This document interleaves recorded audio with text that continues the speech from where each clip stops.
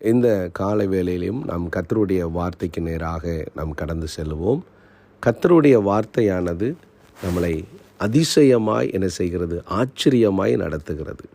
அது பாதைக்கு தீபமாய் இருக்கிறது என்று, வெளிச்சமாய் இருக்கிறது என்று பக்தன் சொல்லுகிறார். சங்கீதம் 138 7வது வசனத்தின் மூலமாய் கர்த்தர் இந்த நாளில் உங்களோடு பேசுகிறார். நான் துன்பத்தின் நடுவிலே நடந்தாலும் நீர் என்னை உயிர்ப்பிப்பீர். நம்முடைய ஆண்டவர் நம்மளை உயிர்ப்பிக்கிற ஒரு தேவனாய் இருக்கிறார். இந்த உலகத்தில் செய்ய முடியாத ஒரு வேலை இது ஒன்று தான். மற்றபடி கால் தனியாக போனால் கூட, துண்டாக போனால் கூட அதெல்லாம் சேர்த்து வைக்கிறதுக்கு ட்ரீட்மெண்ட் வந்துருச்சு. எந்த சூழ்நிலையிலும் மனிதனை காப்பாற்றக்கூடிய மருத்துவ உயர்வுகள்லாம் வந்துருச்சு.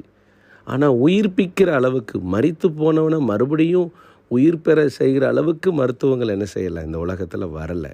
ஆனால் கர்த்தர் சொல்கிறாரு, நான் உங்களை மறுபடியும் உயிர்ப்பிக்கிற தேவனாய் இருக்கிறேன்.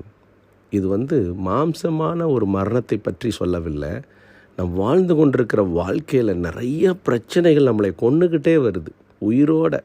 நீங்கள் சங்கீதம் 31 12வது வசனத்தை நீங்கள் வாசிச்சிங்கன்னா உங்களுக்கு புரியும்.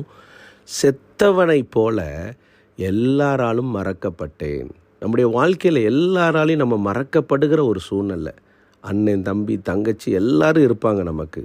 ஆனால் ஃபோன் பண்ணி சாப்பிட்டியா, என்ன செய்கிற அப்படின்னு அன்பு காட்டுவதற்கு யாருமே இருக்க மாட்டாங்க. தாவீதை குறித்து வேதம் சொல்லுகிறது, உங்கள் வீட்டில் ஒரு ராஜா இருக்கிறாருன்னு சொன்ன உடனே தாவீதை ஞாபகத்துக்கே யாருக்குமே வரலையாம். ஏன்னா அவனுடைய தோற்றம், அவனுடைய தகுதியை வைத்து அந்த குடும்பம் அவனை ஒதுக்கி வைத்திருந்தார்கள். ஆனால் கர்த்தர் தாவீதை தான் நேசித்தார். தாவீதுக்கு தான் அந்த மேன்மையை வைத்திருந்தார். அதனால தான் தாவீது சொல்கிறார், செத்தவனை போல எல்லாராலும் நான் என்ன செய்தேன்? முழுவதும் மறக்கப்பட்டேன். உடைந்த பாத்திரத்தை போலானேன். உடைந்த பாத்திரம் நம்முடைய வீட்டுக்குள்ளே வச்சுருக்க மாட்டோம்ல, அதை தூக்கி நம்ம என்ன செஞ்சுருவோம்? வெளியில் போட்டுருவோம். வீட்டுக்குள்ளே இருக்காது. அதேமாரி நாம் வீட்டுக்குள்ளே தான் இருப்போம், மறக்கப்பட்டிருப்போம். என்ன கண்பான கர்த்தருடைய பிள்ளைகளே, கர்த்தர் சொல்லுகிறார் இந்த கால வேளையில், நான் உன்னை மறப்பதில்லை. இந்த துன்பத்தின் நடுவில் நம்ம நடக்கும்போது நம்ம அதிகமாக உடைக்கப்படுகிறோம், அதிகமாக மறக்கப்படுகிறோம். கர்த்தர் இந்த கால வேளையில் உங்களை பார்த்து சொல்லிட்டாரு, நான் உங்களை மறுபடியும் உருவாக்குகிற தேவனாக இருக்கிறேன். துன்பத்தின் நடுவில் நடந்தாலும் நீர் என்னை உயிர்ப்பிக்கிற தேவன். உயிர்ப்பிக்கும் பொழுது தேவனுடைய மகிமை வெளிப்படும். தேவனுடைய அந்த அதிசயங்களை நம்ம பார்க்க முடியும். லாசர் உயிர் பெற்று வெளியில் வரும்போது ஜனங்கள் ஆச்சரியமாய் பார்த்தார்கள். அது மாதிரி தான் தாவீது கோலியாத்தை ஜெயித்த உடனே ஜனங்கள் ஆச்சரியமாக பார்த்தாங்க. இன்றைக்கும் உங்கள் வாழ்க்கையும் அநேக ஜனங்கள் ஆச்சரியமாக பார்க்க போகிறாங்க.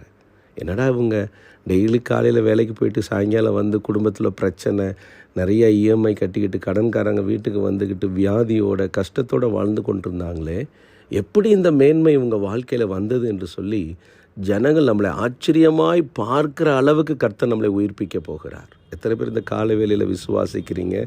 உங்களுடைய வாழ்க்கை இப்படியே இருக்கணுங்கிறதுக்காக கர்த்தர் உங்களை தெரிந்தெடுக்கலை. அநேகருக்கு முன்பதாக வேதம் சொல்லுகிறது, அநேக கண்களுக்கு முன்பதாக உன்னை மேன்மைப்படுத்துவேன் என்று கர்த்தர் சொல்லுகிறார். உங்களுடைய வீடு, உங்களுடைய சூழ்நிலை, உங்களுடைய வாழ்க்கை எல்லாமே மாறும். அதை நீங்கள் விசுவாசிக்கணும். ஒருவேளை இந்த நாட்களில் நீங்கள் மறக்கப்பட்டவர்களாக இருக்கலாம். ஆனால் கர்த்தர் உயர்த்தும் போது வேதத்தில் அழகாய் சொல்லப்பட்டிருக்கும், மலை மேல் இருக்கிற பட்டணத்தை போல கர்த்தர் நம்மளை மாற்றுவாராம். நம்மளை யாராலையும் மறைத்து வைக்க முடியாது. மறக்கப்பட்ட நம்மளை கர்த்தர் உயர்த்தி வைக்கும்போது அதுதான் மேன்மை.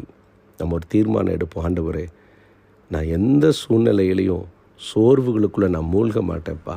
துன்பத்தின் நடுவில் நடந்தாலும் தாவீது சொல்வார், சத்ருவினால் ஒடுக்கப்பட்டு நான் ஏன் துக்கத்துடனே தெரிய வேண்டும் அப்படின்னு ஒரு கேள்வி கேட்பார். துக்கங்கள் என் வாழ்க்கையில் வரும்போது நான் ஏன் துக்கத்துடனே தெரியணும்?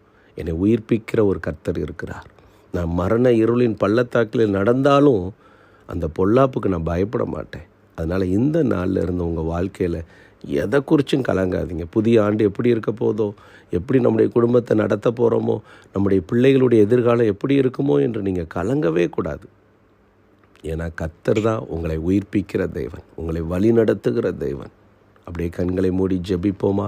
இந்த கால வேளையில் கூட, ஆண்டவரே, என் வாழ்க்கையை உங்கள் கரத்தில் ஒப்பு கொடுத்துட்டேன்ப்பா. இனி நான் திரும்ப திரும்ப எதையும் யோசிக்க மாட்டேன் ஆண்டவரே. ஆண்டவரே, நீர் எங்களுடைய வாழ்க்கையை தூக்கி நிறுத்துகிற கர்த்தர். ஆண்டவரே, நான் கண்ணீரோடு விதைத்ததை நான் நிச்சயமாக கெம்பீரமாக அறுப்பேன் என்று சொல்லி நம்முடைய தேவனுடைய சமூகத்தில் நம்ம எல்லாம் கண்களை மூடி ஜெபிக்கலாம்.